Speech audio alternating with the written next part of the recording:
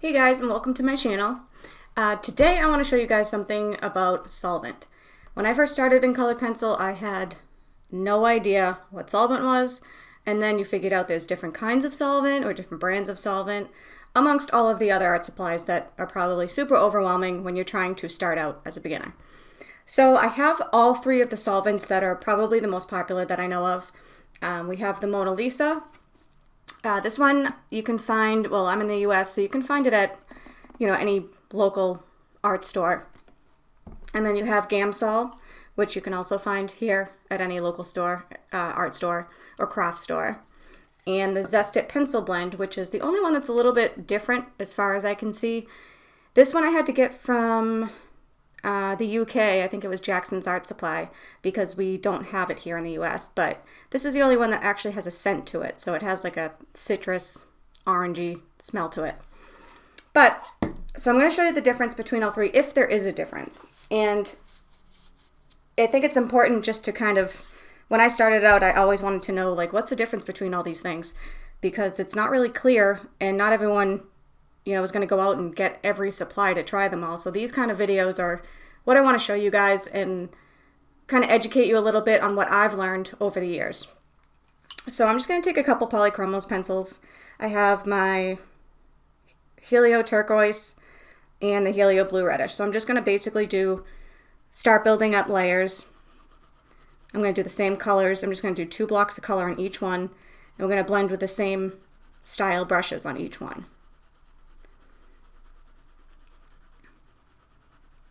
And this paper that I'm using is the Fabriano Artistico traditional white hot press, the 140 pound. This is typically my go-to paper when I started out, but now I have many, many, many other papers that I love that I can also show you as well.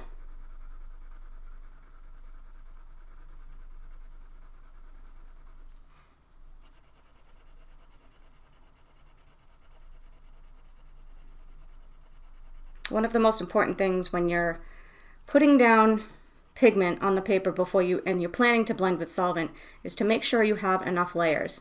One of the biggest problems with blending is that you tend to put just a few layers and then blend right away, and that's not going to make a nice even blend when you start putting the solvent in. It's going to look a little patchy.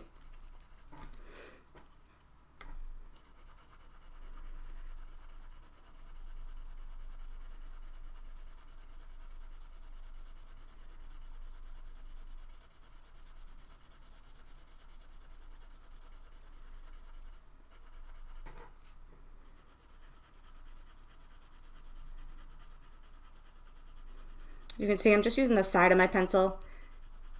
I make sure it's at a sharp point. Use the side of it because you don't want to press too hard knowing that you're going to be able to layer. That's the beauty of the solvent, is that you use a lot of light pressure, light layers, but you're able to continue adding more layers. Whereas, if you were to burnish, which is pressing your pencil into the tooth of the paper, so you can't really add any more layers. So that's what solvent does. It just allows you a little bit more freedom in the building of layers.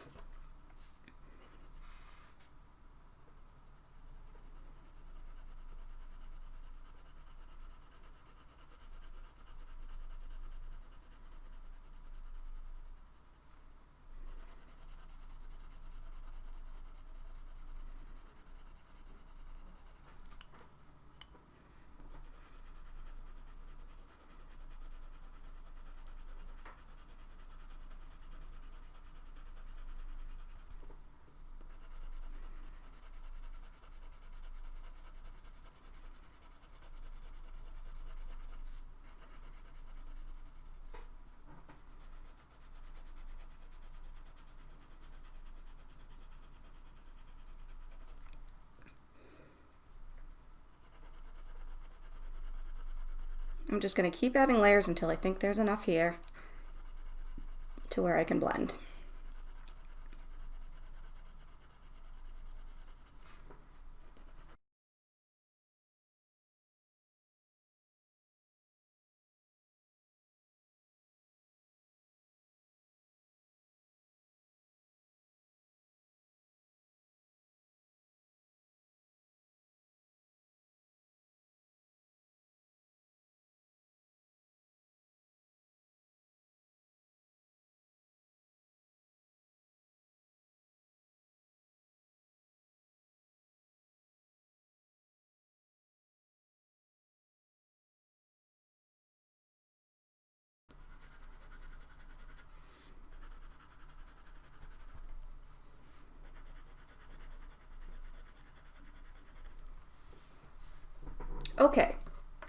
So now that I have all of these, the same exact colors, the same shapes, the same amount of layers in each section, I'm going to try each one of the solvents. So before you start with the solvent, you want to make sure, for this purpose, I'm using 3 separate brushes that are brand new. So I'm just going to use some filbert brushes, which I do like blending with these ones. They're just a little bit more firm than some other brushes, and they do spread it, I think, in my opinion, a little bit more evenly when you're doing larger areas. So we're going to start with the Mona Lisa, and when you use solvent, you always want to make sure you put the cap back on right after you're done using it, because you don't want the vapors coming out at all. And you want to make sure that you have a towel. I use this paper towel. It's like a thicker paper towel, almost like a cloth feeling paper towel, and I think the brand's Viva, but it works really well for me to get a lot of that solvent, or even watercolor if you're using that to get it off. So you want to make sure you wipe the brush back and forth on the paper towel many times, because a little bit goes a lot way with any solvent. That's one big tip that I will tell you. When I first started out, that I was using way too much solvent and it ended up looking oily and just didn't come out good at all. So you could, things like this where you try, practice the application of solvent and practice how you're actually blending with it. And you will get, better and better the more you do it.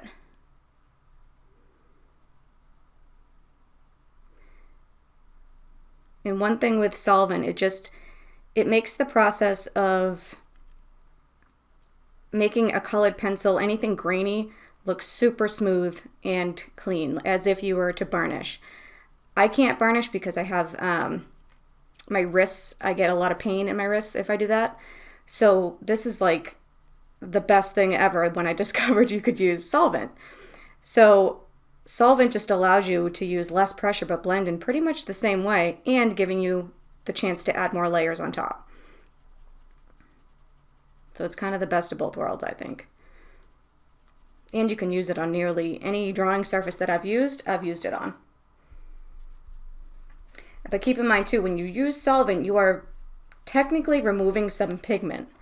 So when you wipe that brush off, you're going to see the pigment of the pencil come right off on the paper towel, because it's a paint thinner. It removes paint essentially. So just keep in mind of that too. But that's why, adding more layers, it's okay when that happens.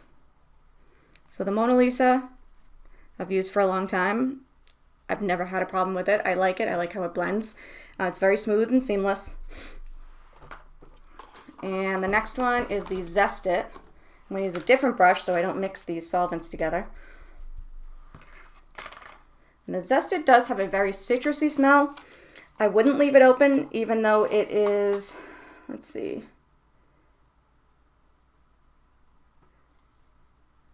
Yeah, even though it does have a scent to it, you're still not supposed to leave the cap open, because it will give you a headache if you're sensitive to smells and stuff. And it's still it's a pencil blend. It's still, a mix that you just don't want to inhale if you don't have to. So I would still recommend covering it up after you open the bottle.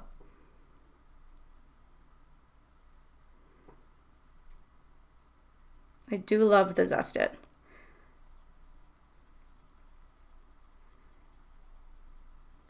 It seems like it's very similar to the other solvents, but for some reason I feel like it's a little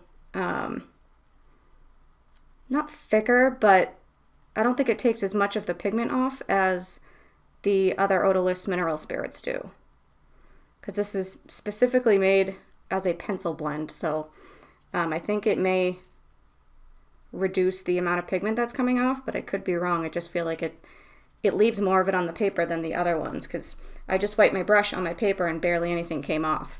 So that's something that I've never really compared before. So this is why I want to do these kind of videos, to show you the differences of just my experience in using them. Yeah, that definitely, I believe, kept more of the pigment on the paper than the traditional odorless mineral spirit. And now I'll try the Gamsol. Gamsol is one that I've used a long time as well. I think it's very similar to the Mona Lisa, but for this purpose, I will show you.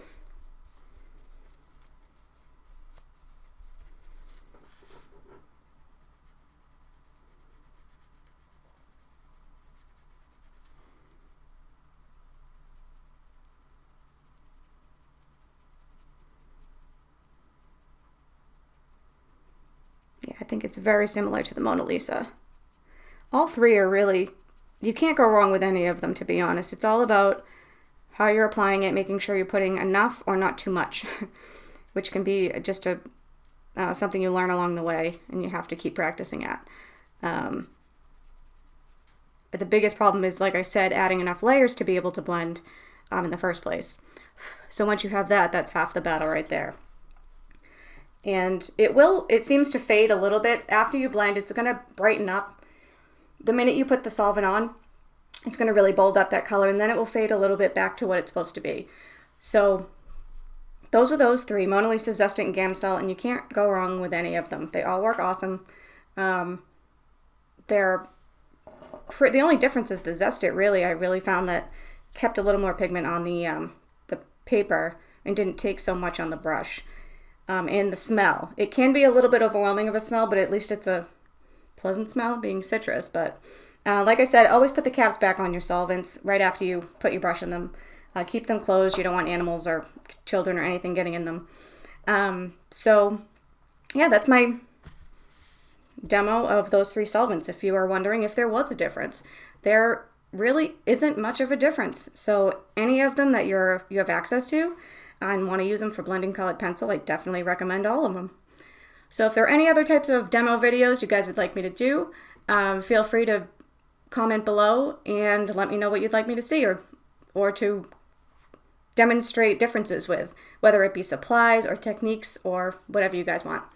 If you want real-time tutorials, you can check out my Patreon channel at Christy Nicole Fine Art, and you'll have real-time demos of realistic animal drawings, a lot of little studies, and other beginner videos for colored pencil.